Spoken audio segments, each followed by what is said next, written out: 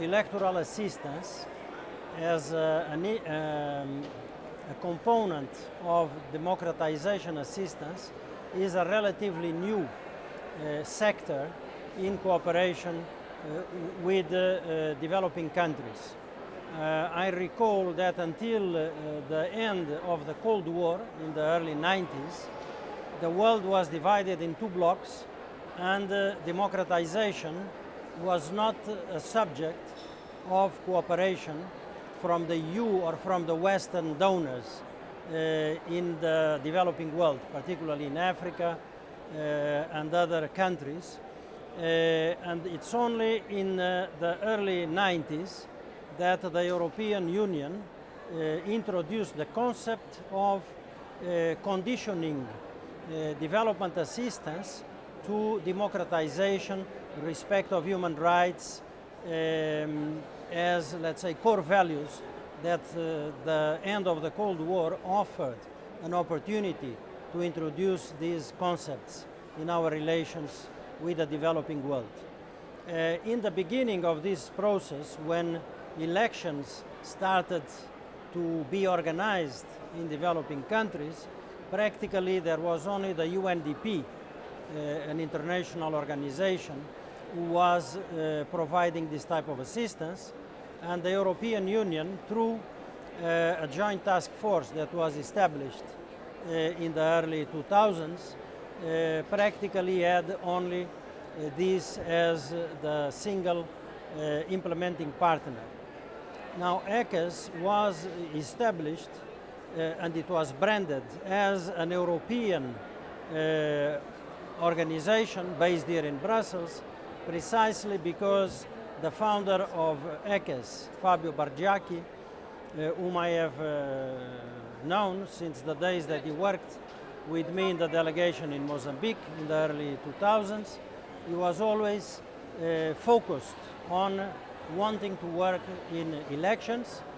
and he had identified this gap in let's say, the opportunities that the EU had for implementing assistance, electoral assistance. So ECAS has been has had a lot of success in growing rapidly, addressing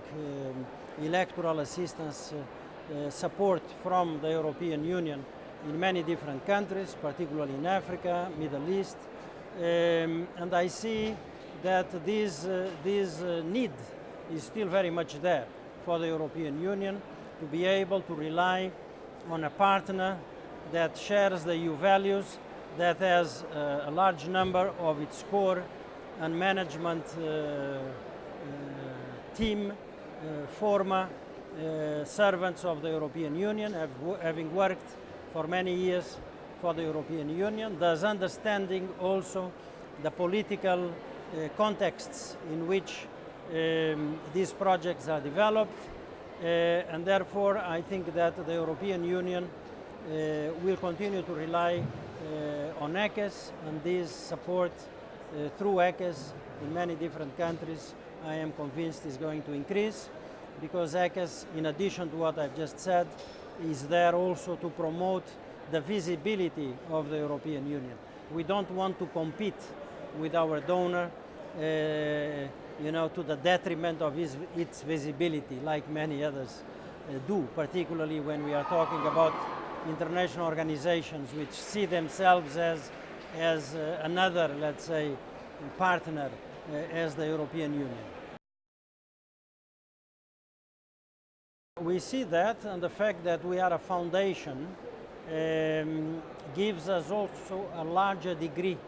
of autonomy in that respect,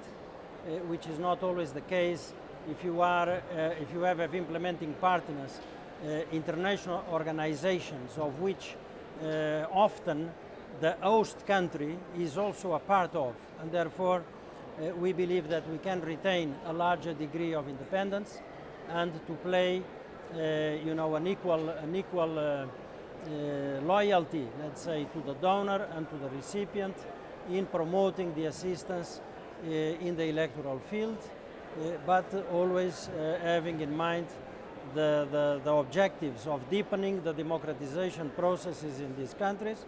because of course, democracy cannot be achieved in a lifespan even of one generation or two. This needs a continued support, and that we build on the successive electoral processes to deepen the processes and therefore to gain the confidence also of the electorate, which is in the end the best assessor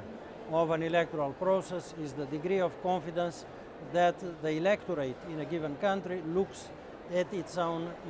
elections. ECES is an organization which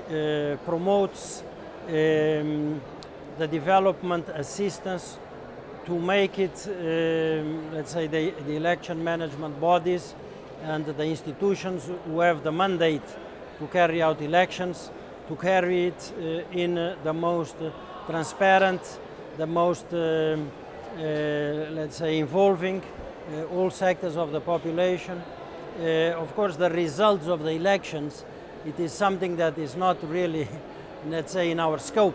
And each country will have at a given moment different elements that may contribute or may be appealing to populist parties or movements, let's say, to take advantage of at a given moment. We have seen this throughout history. It's not a new development. I think that this is something that needs to be addressed by political parties and the institutions of given countries, having these values at heart and have important checks and balances in the constitutions of countries to ensure that events or circumstances that may be taking place at a given moment are not confused to what are the main underlying principles that democracies should abide for. And here I think you have also in mind particularly developments in member states of the European Union. I think also the last results of the European elections were reassuring for most of us, because we saw that first of all a much higher degree of participation of the citizens, which until recently most of the European electorate considered European elections something that they were not really concerned about. I think that these elections were positive in passing this message. People understand when they have to mobilize themselves, and therefore the results, although there is a higher share of vote by more parties than until now, the bulk of the electorate has opted for parties which share the European values. I mean, 70%, I think, of all the parties and the MPs that will take place, their seats in the parliament, stem from parties sharing these values.